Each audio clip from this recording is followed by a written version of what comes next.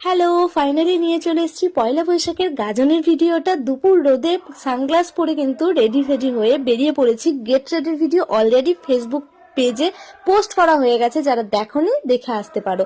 তো সঙ্গে ছিল মা, দিদা আর রিয়ার সাথে অনেকদিন পর দেখা হলো।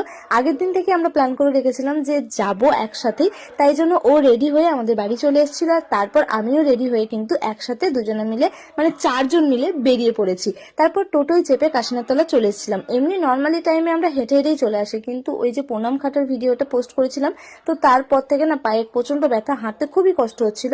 তাছাড়াও দিদা বয়স্ক মানুষ ছিল, তাই আমরা টোটো করেই এবারে এসেছি। তো আমরা টাইমের আগে চলে এসেছি না গাজনটা দেরি করে শুরু হয়েছে বলতে পারবো না। এসে দেখলাম প্রচুর লোকজন তো জমা হয়েছে, কিন্তু যেই নিয়মগুলো আমরা কোনো বছরই দেখতে পাই না, সেই নিয়মগুলোও কিন্তু এবারে আমরা দেখতে পাচ্ছিলাম। হ্যাঁ, তবে এক জায়গাতেই দাঁড়িয়েছিলাম, একদম কাছে গিয়ে এরকম ভাবে দেখিনি, তবে যে জায়গাটায় দাঁড়িয়েছিলাম সেখান থেকে কিন্তু খুব সুন্দরভাবে আমরা এবারে গাজনটা দেখতে পেতাম। কিন্তু বেশিক্ষণ দাঁড়িয়ে থাকা গেল না, তার কারণটা তোমাদেরকে বলি।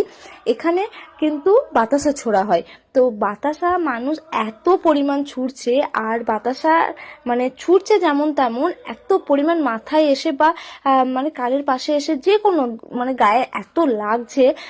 তোমরা হয়তো ভাববে যে একটা বাতাসাতে এত জোর। সত্যি কথা বলতে আমাদের চোখের সামনে একটা ভদ্রলোকের মাথায় এমন এক টুকরো বাতাসা এসে লাগলো যে সঙ্গে সঙ্গে তার মাথাটা ফুলে রক্ত বেরোতে লেগে গেল।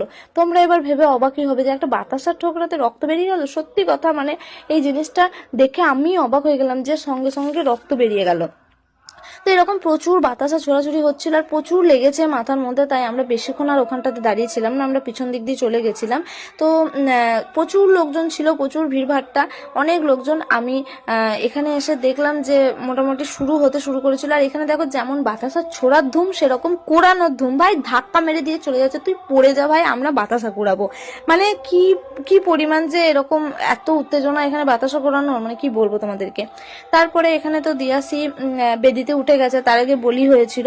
তো যেখানটা আমরা দাঁড়িয়েছিলাম ওখানটাতে তো বলি হচ্ছিল, মানে হবে বলে রেডি হয়েছিল, কিন্তু অন্যদিকেও বলি হচ্ছিল।